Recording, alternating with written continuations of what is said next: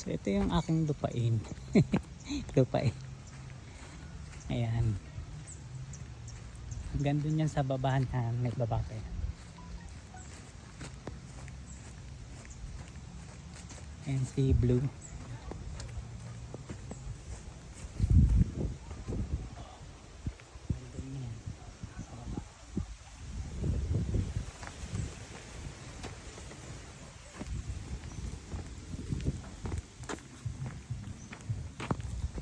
Hello. Yung dog. Eh, diba? Dito tambayan.